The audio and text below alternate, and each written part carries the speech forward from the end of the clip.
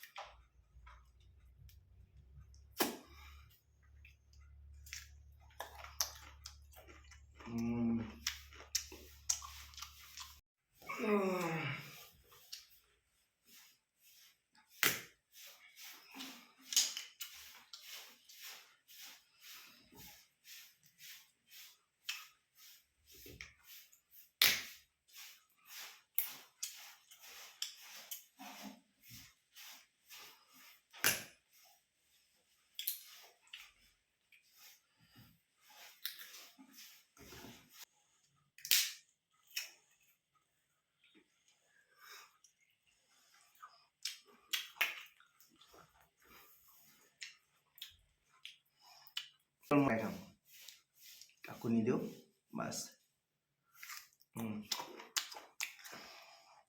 মই এতিয়া আহিলোঁ ধুলাবাৰী ৰাস মহোৎসৱত। তো কাম চলি আছে, আপোনালোকক দেখুৱাম।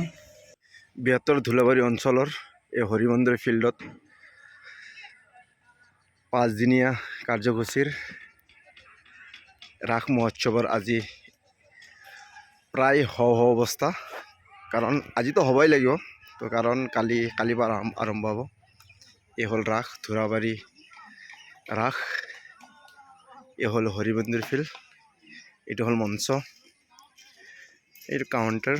তো আমাৰ মিমি বহি আছে,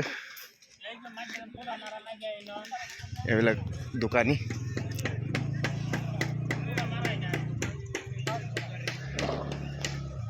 অ' ছাৰ কেনাই ৰাস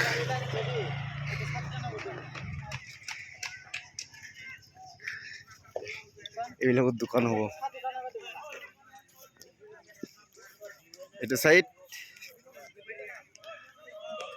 মূৰ্তিবিলাক থব ইয়াত।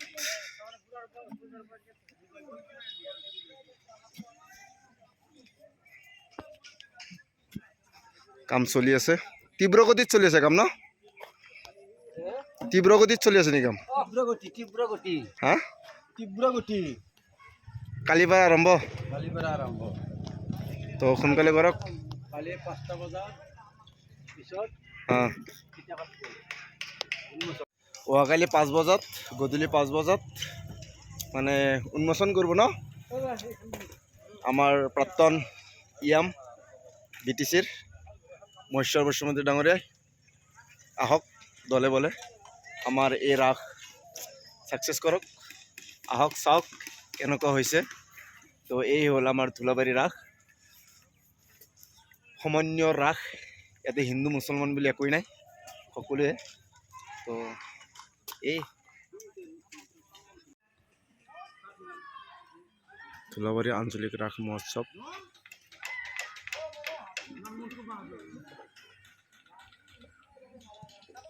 আমাৰ কাম চলি আছে। ৰাতি 8 বাজিছে, তথাপিও মানে ৰাসৰ কাম চলি আছে, তীব্ৰ গতিত চলি আছে। যিহেতুকে কালি ৰাতিপুৱা উদ্বোধনী কৰিব।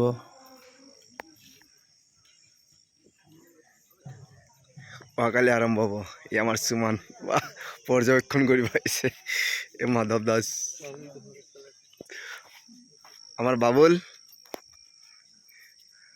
বাবুলে ৰাস পৰ্যবেক্ষণ কৰিব আহিছে। মানে কালি আৰম্ভ হ'ব না পেট্ৰল